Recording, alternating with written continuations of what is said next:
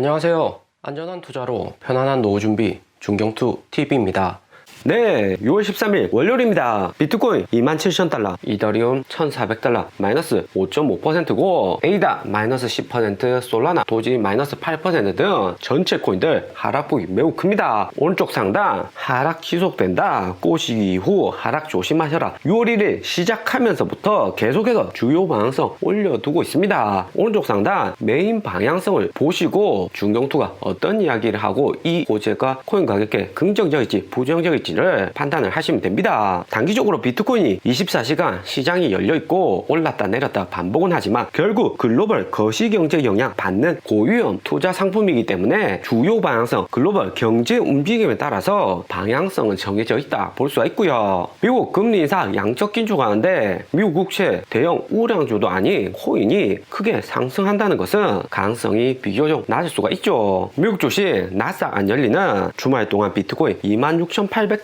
하락을 했다가 다시 플러스 5% 28,300달러 반등을 했고 또 새벽에 다시 하락을 하는 등 변동성이 매우 큽니다. 약세장인 이유가 다양은 하겠지만 금리 인상, 미국 연준의 긴축은 코인 시장에 직접적으로 영향을 미치는 거고요. 코인 시장 주말에도 매도세가 매우 많은데 낮에는 아시아에서 매도하고 새벽에는 미국에서 코인 대량 매도를 하는 등 조금이라도 비트코인, 이더리움 상승을 하면 누구보다도 먼저 매도하려는 코인 패닉셀 매도 움직임이 매우 강하다 볼 수 있습니다. 비트코인 도미넌스는 45.3%, 이더리움 도미넌스 15.5%로 하루 전보다 비트코인 도미넌스 0.3% 줄었고 이더리움 도미넌스 0.1% 감소로 비트코인, 이더리움 하락에 알트코인들 하락폭이 상대적으로 작다는 의미가 될 듯 하고요. 에이다, 솔라나 이하 알트코인 투자자들 추가 매수는 안 했겠지만 하락세 매우 컸고 아직까지 매도할 물량을 어느 정도 보유는 하고 있다는 의미가 될 듯 합니다. 비트코인, 이더리움 하락이 여기서 끝이 아니라고 하는 거죠. 비트코인 28,000달러 매물대 풍부하지만 27,000달러 현재 구간은 매우 매물대 약한 구간이기 때문에 다시 꼬시기로 올랐다 빼거나 계속해서 흘러내리는 비슷한 구간이 나올 듯 합니다. 6월 16일 목요일 미국 연준 FOMC 연준 회의가 있는데 파월 의장 더 강력하게 긴축할 수 있다고 블룸버그 최신 뉴스가 났고요. 인플레이션율 올해 하락하는 듯 하다가 다시 반등한 건데 시장이 가장 무서워하는 게 꼬시기 하락했다가 다시 상승을 하는 거죠. 금리 인상 75bp 했는데도 인플레이션율은 더 올랐고 7월 10일 발표되는 6월 인플레이션율까지 8.6% 이상 나온다면 7월 28일 FOMC에서는 75bp 금리 인상 가능성은 매우 높아집니다. 75bp 금리 인상 예고를 6월 10일 한 달 전에 할 수가 있고요. 경기 침체 만들어서라도 인플레이션율 낮추겠다는 미국 연준의 제살 깎아먹기식 긴축이 나올 수가 있습니다. 그래서 블룸버그 뉴스 제목도 인플레이션율과 리세션 침체 중간에 선택에 직면한 파월이다 이야기를 하는 거죠. 때문에 코인 현물은 반드시 현재 구간에서 가지고 계시면 안 된다. 리스크 100% 크다고 이틀 전부터 계속해서 메인에 올려두고 있습니다. 특히 이더리움, 솔라나, 에이다 스테이킹 해두신 자금들 빠르게 현금화 하셔야 되고요. 그리고 우리 초보 IB 가격들 비트코인이나 이더리움 숏포지션으로 수익 괜찮으시죠? 전체적인 코인 시장은 하루 전 이더리움 마이너스 12% 하락세가 컸다면 이번에는 에이다, 솔라나, 시바이누 코인, 아발란체 등 스테이킹 많은 코인 위주로 하락세가 큽니다. 스테이킹 이자 5% 이상 루나 코인 같은 경우 20%까지 준다고 했다가 폭락을 했는데 코인 스테이킹이나 시장에 어느 금융 상품을 투자를 하시더라도 은행 이자율 2%보다 높으면 결국 원금 손실을 올 수 있는 거고 결코 높은 이자에 공짜는 없습니다. 코인 개발자들도 이렇게 코인 하락이 올지 알고 있었으니까 최대한 투자자들 모아서 개별 코인 가격 하방을 막아보려는 스테이킹 서비스였다 볼 수가 있는 거고요. 비트코인도 3만 달러는커녕 2만 달러 지금 간당간당한 시점인데 기관 투자자들 비중적은 알트코인들은 정말 조심을 하셔야 됩니다. 기관들 이더리움 위주로 대량 팔고 있다고 계속해서 이야기 드리고요. 특히 디센트럴랜드 작년 11월 샌드박스하고 메타버스 코인으로 고점 7,000원까지 크게 상승을 했던 코인입니다. 디센트럴랜드